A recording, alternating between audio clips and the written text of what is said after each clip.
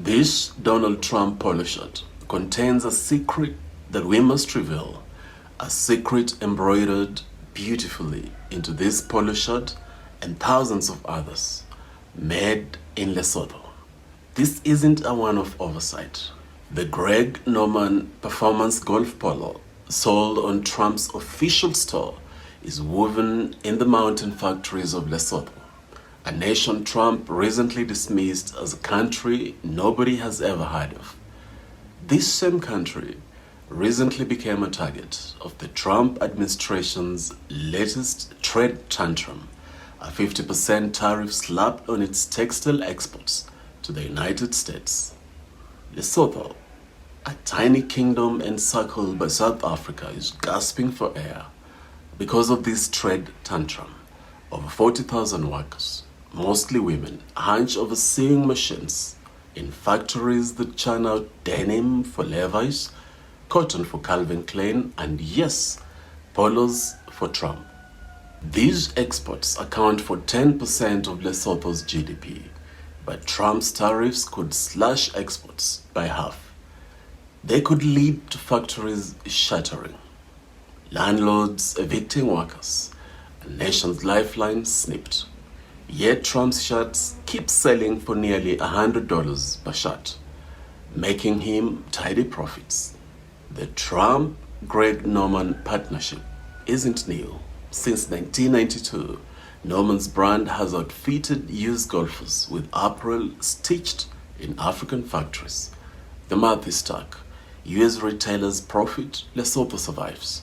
But Trump tariffs now risk choking the very hands that clothe his empire.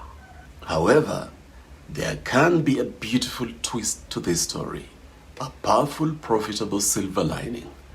The African Development Bank reports that Africa's middle class has tripled to 313 million. That's a market hungry for luxury goods.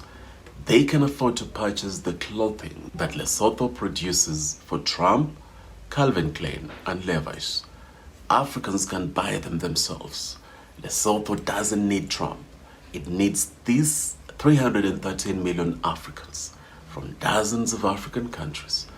Africa represents a 3.4 trillion economic bloc awaiting full activation. That's why the African Continental Free Trade Area must be fully activated. Just imagine factories in Lesotho stitching bespoke suits for Lagos bankers. Imagine these same factories dressing Nairobi's elite and Namibia's middle class. No tariffs, no condensation, just profit flowing inward. Africa holds the scissors. We must cut out exploitative foreign markets like the US. Lesotho's 40,000 textile jobs must now pivot to Accra, Abidjan, or Abuja. The Africa Continental Free Trade Area, if fully operationalized, would dismantle trade barriers, letting African wealth circulate within Africa. No more groveling for US crops, no more terrible tariffs. Trump's golf shirt isn't a symbol of US benevolence, it's a relic of exploitation.